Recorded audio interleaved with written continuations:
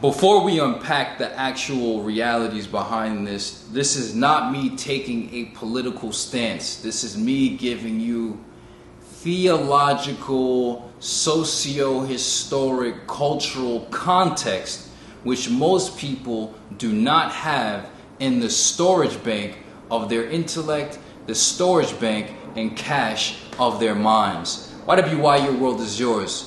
In a world full of people who are dogmatically attached to the institutionalized belief systems that they've been given by default, who have never actually questioned, who have never actually interrogated, who have never actually investigated the information or the belief or the concepts or the stories or the history or the context, right? Ultimately, it's context. It's context to the evolution of humanity, the evolution of human consciousness, and what it means to be spiritual and or religious. Now, before I even proceed again, I will say this. Most people say they're not religious, that they're spiritual, but ultimately they're just as dogmatic.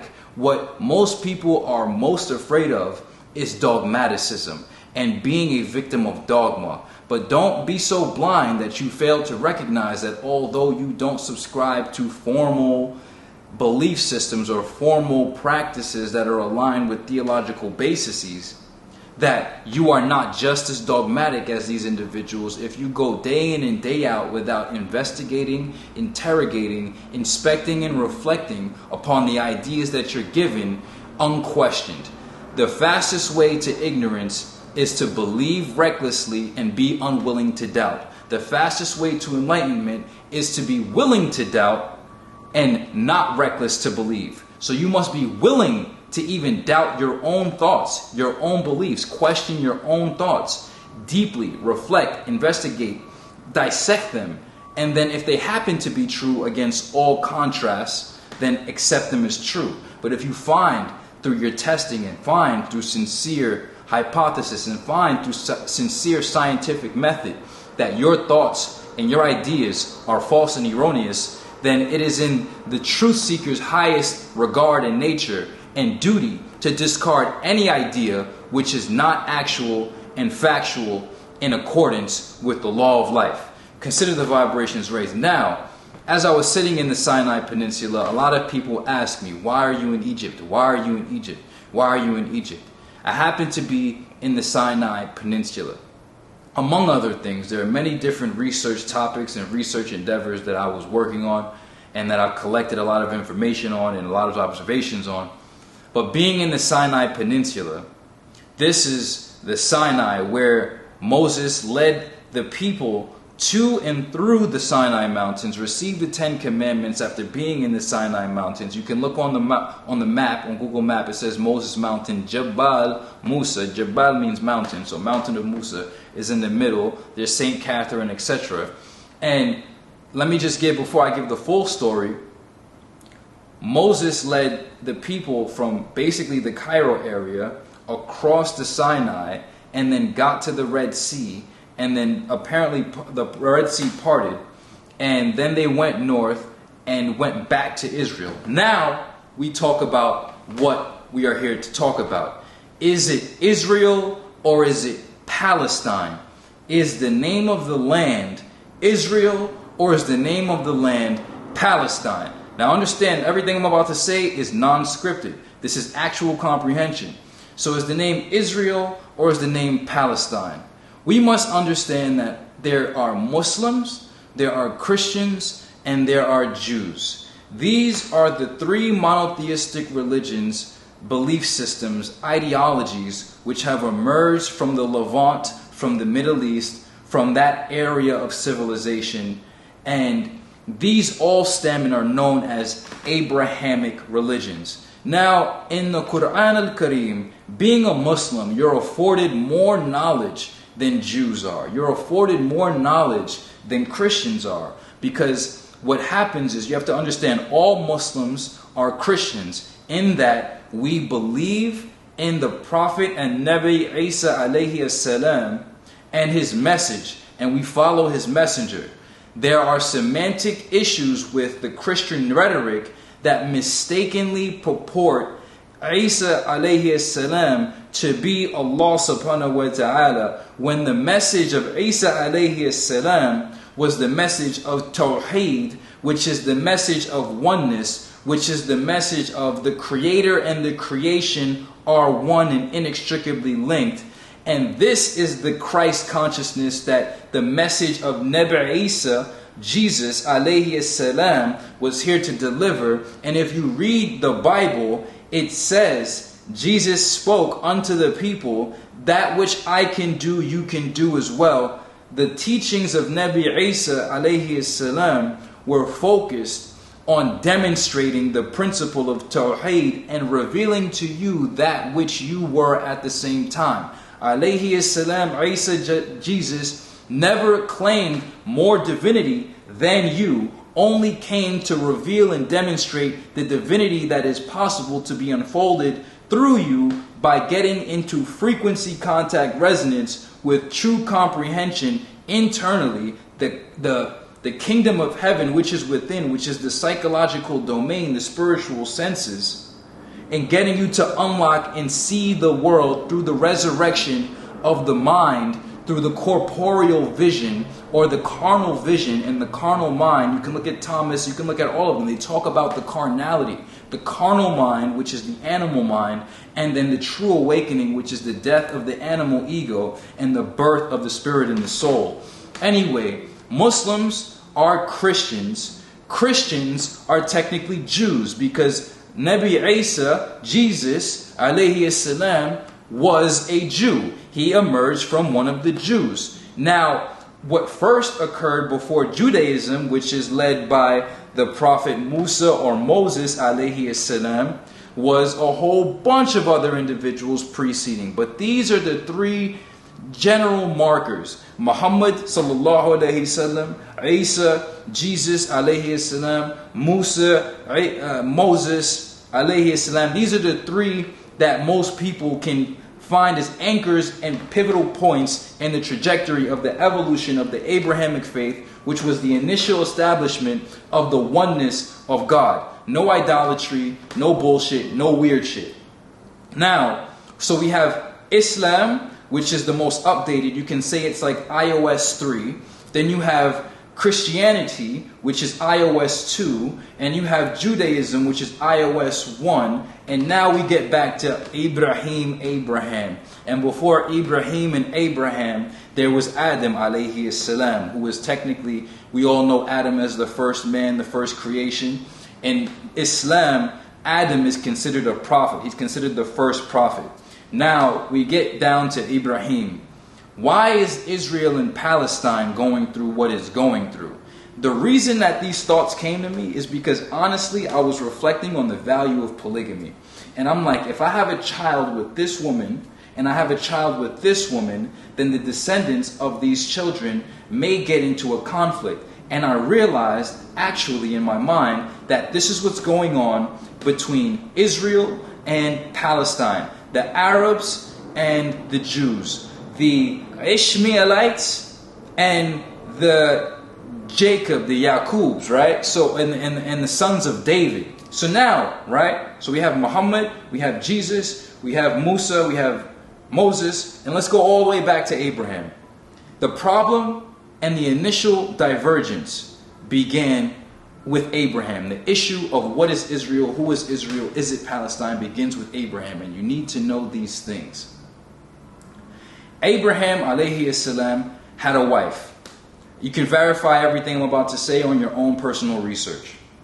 Ibrahim alayhi salam had a wife. Her name was Sarah. Sarah could not have children. Sarah could not bear children. So Abraham had brought on a second wife. Her name, excuse my language if I butcher her name, Hajar, right? Hajar. So Abraham alayhi salam, Abraham, the father of all of these religions, the father of all of these people, had a wife. Her name was Sarah. Sarah couldn't have children. He brought on a second wife. And she was from the south, maybe Ethiopia, maybe from Yemen, of a darker complexion. had to be a slave or a concubine in the relationship to her hierarchy in the social status of the tribe. His main wife couldn't have children. He brought a second woman in as his wife, took her as a wife, and had a child. That second wife, through Hajar, had a child, and his name was Ishmael, Ismail. Then, faj'atan, suddenly, Sarah is now able to have children. Ibrahim alayhi salam now has a child with Sarah, his first wife. And that child's name was Ismail, and I believe Ishaq, Isaac, right? So you have Ismail and you have Isaac, Ishaq. These are the two first sons of Abraham. Ishmael was born to the second wife of Hajar, and Isaac, Ishaq, was born from the first wife, from Sarah. Now, as the politics unfold, something occurred where now Hajar, the second wife, and Ishmael, the first son, are banished from the tribe and are sent into the wilderness. And this begins the divergence of the descendants of Abraham. Ishaq goes on to have 12 children. These 12 children become the fathers of the 12 sons of Israel. And I might be mincing things, so I'm going to step back. Ismail and Ishaq. Isaac had a son named Jacob. Jacob had 12 sons. And these 12 sons, Yaqub, these 12 sons are now the 12 tribes of Israel. Israel was the first name of this land. The Philistines are an ancient group of people as well. They weren't Muslims because Islam didn't occur yet. These are the facts. Many people can have weird sentiments. These are the historic facts. Maktub fil Quran, maktub fil Injil, the Bible, maktub fil Torah. Maktub. Muhassib kida. It's all accounted for. So this is not just Sheikhy just talking some bullshit. I'm giving you the actual facts. Now understand, after these 12 tribes of Israel, then you have David, you have a whole bunch of things going on. The descendants of Ishmael are having their own trajectory and their own timeline. But the Arabs and the Muslims, in all of these texts, it says that a prophet will emerge from amongst the people that the people who need it most are. And the prophet who emerged from the people who are descendants of Ishmael, happened to be Muhammad sallallahu alayhi wasallam. This is fast forwarding, and I'm just giving the context. So is the name of the geographic location Israel? Is the name of the geographic location Palestine? You have to look into the cultural, socio-evolutionary, anthropological evolution in the context. It all begins with Abraham. Jews are warring with Arabs. Arabs happen to be Muslim. So Jews are warring with Muslims. Christians are in between. The Crusades have always been the Crusades. And we just need the actual realities of everything. Now, as far as calling it Palestine, calling it Israel, Israel is the actual name that it always has been. Prior to Moses, you can Google it. Moses was leading people back to Israel. Not going to Israel. This is when Judaism is first being established. Leading people back to Israel. Not for the first time and then claiming to establish the state of Israel or to claim the land of Israel. No. He's leading people back. So beforehand, before Moses, there was, as we said, there was Isaac, there was Ishaq, there was Yaqub, there was the sons, etc. Right? You have Isaac, you have Yaqub. These individuals, Aaron, Harun, Lot, Lut, Sodom and Gomorrah, all of these stories, all of these are actual context from the Levant. So, is it right? I'm not taking a political stance. I'm giving you the actual biblical, Quranic, Judaic, Toranic context, the actual storyline. So is it technically considered Israel? it ought to technically be named Israel. Now, the authenticity of the individuals who seek to establish this state that is called Israel today, is it brand Israel? That's what it's more or less the contention.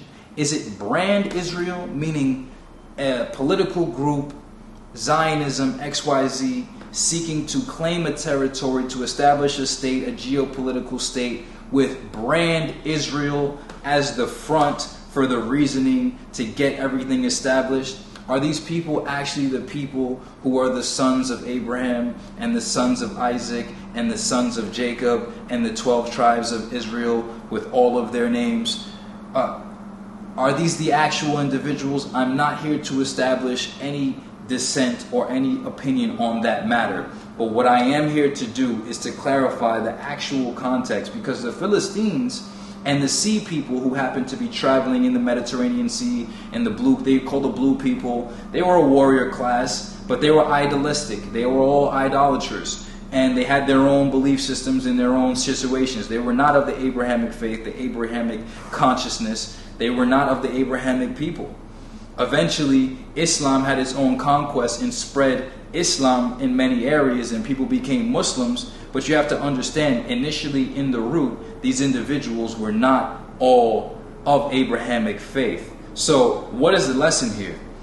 Abraham is the father of Judaism, Christianity, and Islam. Muslims are Christians, Christians are Jews. Every one of these, Jews stopped at Christianity, stayed Jews, didn't adopt the new update. Christians didn't adopt the new update when Muslims came about. Muslims acknowledged the people of the book, Nasib Kitab. People, all the prophets mentioned in the Bible and in the Torah are mentioned in the Quran. So you have to understand and actually do your deep dive and do your interrogation and do your investigation. But whatever why your world is yours, there are a lot of people who don't even comprehend that you're walking and talking with an individual who has actual factual context in their soul, to have actual factual existential competence, and y'all are still thinking it's about working out, and y'all are still thinking it's about, all this weird shit. I'm the actual real deal. A lot of motherfuckers out here is claiming to be, purporting to be, pretending to be. But as I said, this is all off the top. And this all came to me as I was sitting down actually in the Sinai region staring at the Red Sea. And I started to think about Yemen. I started to think about, polygamy. I started to think about King Solomon, Suleiman, right? And I asked the Bedouins that were around me. I was like, because everybody in Egypt, everybody in the Arab world has this distaste for the name Israel. But I'm like, literally, this is the same land of all the Anbiya, or the Nebis, all the prophets that you all believe in. And King Solomon, the one who had the riches of the world, had command over the jinns, had command over the animals, had one wish and one wish only, which was to have discernment in all things, a higher degree of prudence and wisdom in all situations. King Solomon was the king of Israel. They all looked at me crazy. Why? Because most of you are actual bigots. You're not actually taking a stance for any type of historical context. Most people are just extreme bigots and extremely biased and are extremely dogmatic in their thoughts. They've never assessed, they've never reflected, they've never entered skepticism. They've accepted everything that they've been told as true without question or investigation. And that is the greatest downfall of humanity. That is the greatest downfall of any body of humans. To accept and believe recklessly and be unwilling to doubt and never to question anything, and truly do your own personal research to come to your own personal conclusions, and to be able to discard any of your most cherished beliefs simply because they're your cherished beliefs, and replace them and substitute them for the actual truth. Consider the vibrations raised. So is it Israel? I believe the name of the land is actually Israel. You could contend me on that, but these are just the simple facts. At what point did it become Palestine? That's a Romanized concept. That's an Aegean concept. That's a Mediterranean blue people concept. But if you're truly a Muslim and you're truly following the lines of Abrahamic evolution, of Abrahamic monotheistic consciousness, then you would have to acknowledge that it all began, and the rivalry that began with Ibrahim alayhi salam, Abraham having two wives, his first wife Sarah not being able to have children, his second wife that he took on, Hajar, having the first child, which was Ishmael, which is the further father of all the Arabs. and the people that Muhammad sallallahu alaihi wasallam came out of. So Abraham had 2 wives.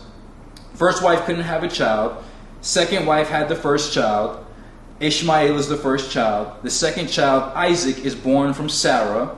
Sarah now has Isaac. Abraham has 2 sons now. Ishmael from his second wife. Isaac from his first wife.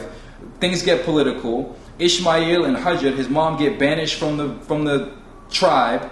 And now Sarah and Abraham stay in the main tribe, politically speaking. Sarah, Abraham, and Isaac. Isaac has a son named Jacob, Yaqub. Yaqub and Jacob has 12 sons. These 12 sons are the children and 12 tribes of Israel. And the rivalry begins here and there. That is the root of all of this, and the divergence of genealogical concepts, even though they're all fathered by Abraham. They're all cousins. They're all brothers. And this is just some bullshit that's going on. So is it Abraham? Is it Israel? Is it brand Israel? Is it a Zionist thing? I'm not here to talk about that. That actuality is a whole different mess that I'm not here to give. I'm just giving y'all the actual Quranic, Bible, the biblical, the Quranic, and the Quranic actual context behind all of this. Many people do not have any level of comprehension. They go to church, they go to synagogue, they go to mosque, and they do not comprehend that shit off top. And true mastery is being able to deliver and educate off top the way that I just did. Consider the vibrations raised. Evolution only solution. Self-mastery only success. The program is for more than people who just want to get in shape.